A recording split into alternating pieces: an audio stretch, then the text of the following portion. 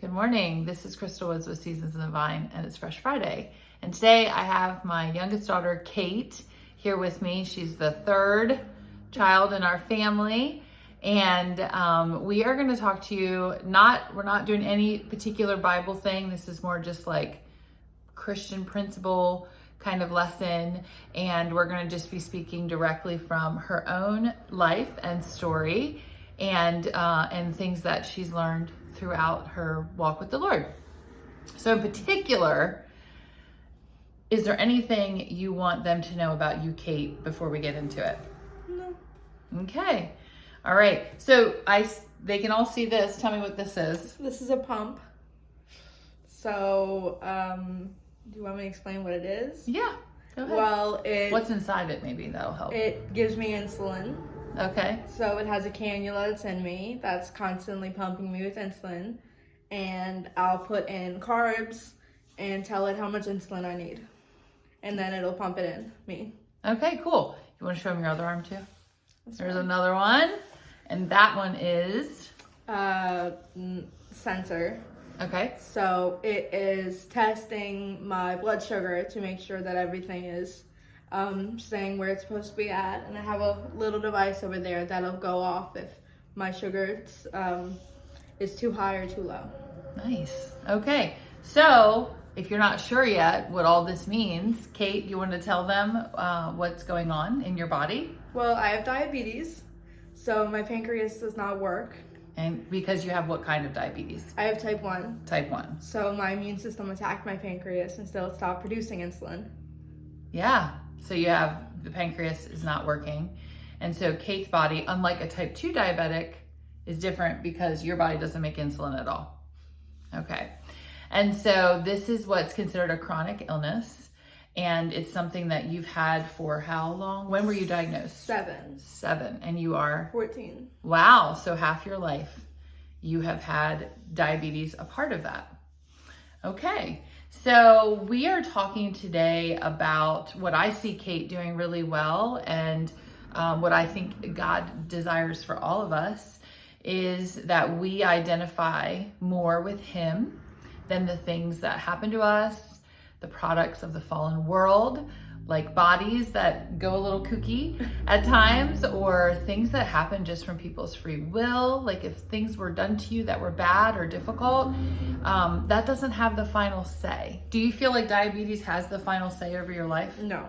Who has the final say? The Lord. The Lord. Absolutely. And Kate does a great job of identifying more with Jesus than her illness, if you will. We don't even really call it that. She's Kate. You're a daughter of the Most High.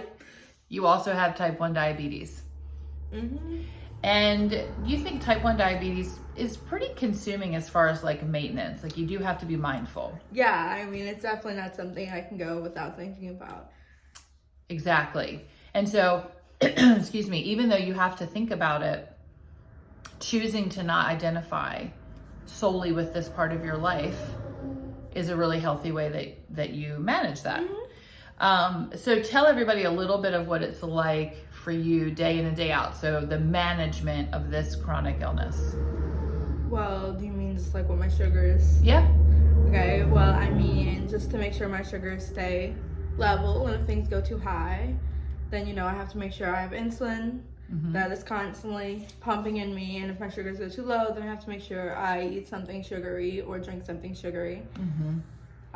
So it's definitely interesting, mm-hmm. to say the least, but I mean, I've gotten used to it. I don't really think very much of it at this point. Mm-hmm. It's kind of just become a part of my regular life. Sure. So every time you eat, what do you have to do? I have to give myself insulin. And how do you know how much to give yourself? We have to count carbs. Yeah. So packagings tell you carbs, and then I put it in my little device, and it gives me how much I need for the time. Yeah, because there's a ratio. Mm-hmm. So for however many carbs there are, there's a certain amount of units of insulin you need. So it's like a thing, right? Mm-hmm. And yet, tell us who Kate is. Who is Kate? Well, I mean, she's a daughter of the Lord. Uh-huh. I'm an artist. Oh, yes, that's true. She has a website. What's your website name? I can't remember. Do you remember? KMW Creations. KMWcreations.com. Oh, you're a genre of most. I interrupted you. You're an artist. I'm an artist. That's pretty much it. I enjoy reading. I enjoy hanging out with my friends, drawing, painting, those kind of things. And you love music. Mm. What's your favorite music you listen to these days? Country. Country. Not my favorite. Anyway, but that's okay because that's who you are. And so if you were to like meet somebody new and they didn't notice right away these things that you wear and they change. So the one on this side changes every 3 days. And the one on this side changes 10 days. Every 10 days. And they didn't see that necessarily. How would you introduce yourself? What would you identify with? Well, I don't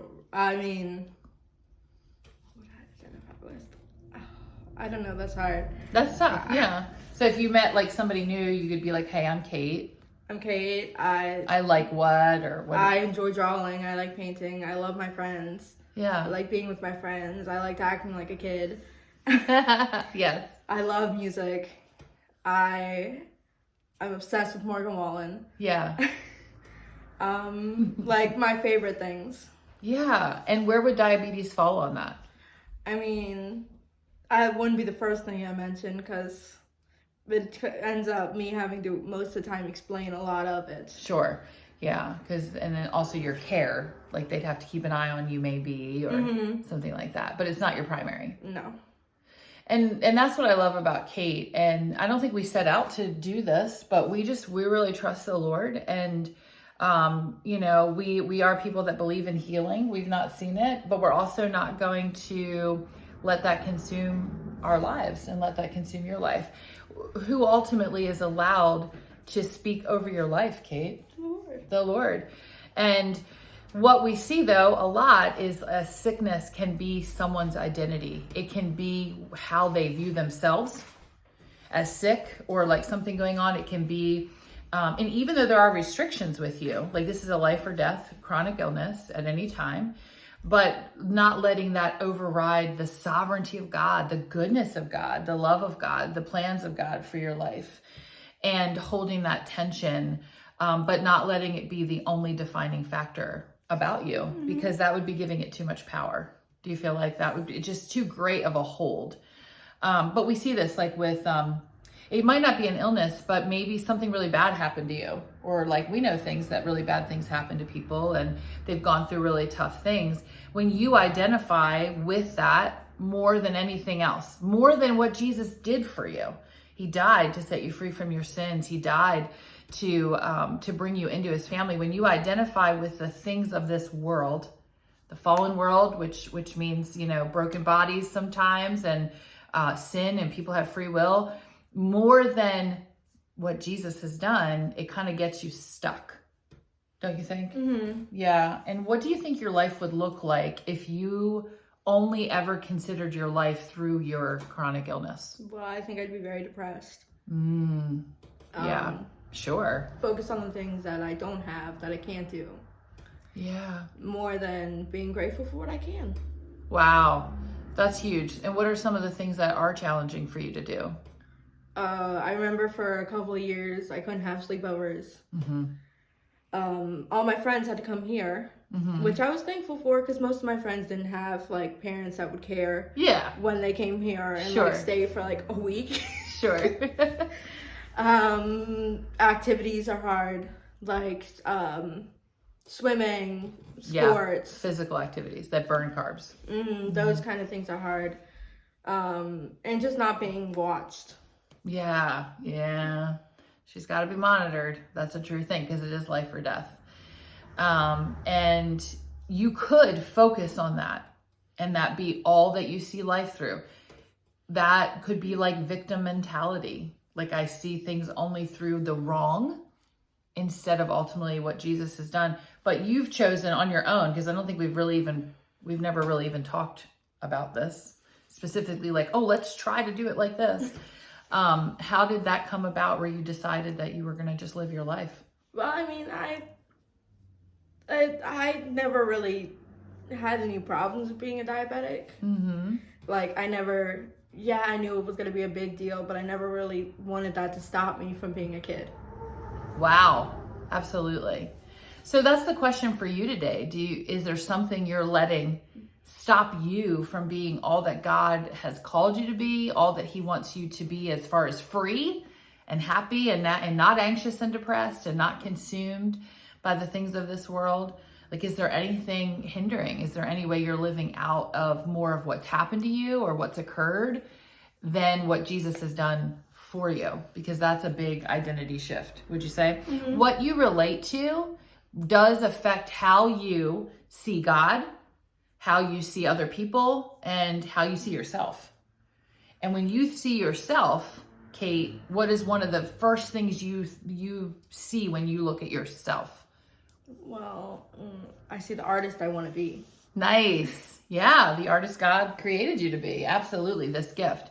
And that's your primary way of looking at yourself. That's amazing.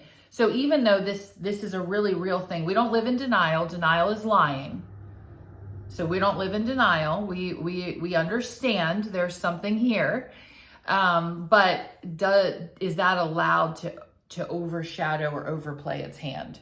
Mm-hmm. And that, you're right. And where do you think that comes from? Like that just inner sense of like, this isn't going to be the only thing about me in my life. Well, I mean, I always thought, like, I am a diabetic, but I don't want diabetes to be me. Yeah. Like, Wow. I don't want it to control me. Yeah. Wow, that's huge. And how do you think you overcome that?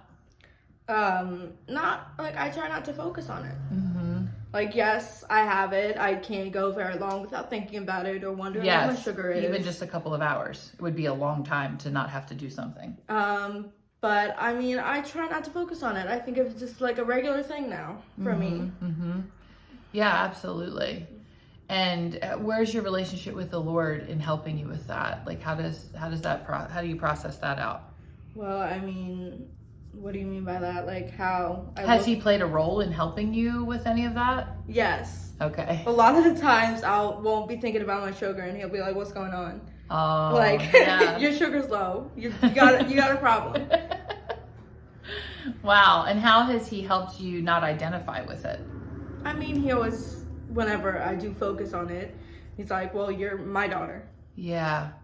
Wow. Like, I came to set you free from sickness. Yeah, absolutely. And so even if it's persisting and we are, like I said, we've seen healing. Goodness, you've had whole viruses disappear and change in a matter of seconds. We've seen all of that. But in the persistence of what's going on here, where we haven't seen the kingdom come right this second in this situation, like the reality of who you are in Jesus is greater. Mm-hmm. Is that what you're saying seems true for you?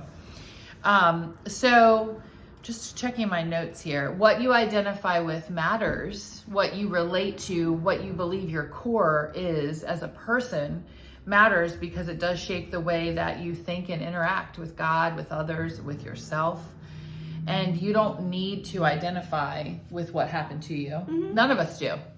The good or bad. Oh, I was cheated on. I fell and broke my leg. I wasn't able to be the person I wanted to be. Like, what all of those things are distractions ultimately from first what Jesus has come to do, to make us whole in all ways. And also that his word over us is the final word. Mm. And yeah, there are trials and tribulations and suffering and difficulty. We live in a fallen world.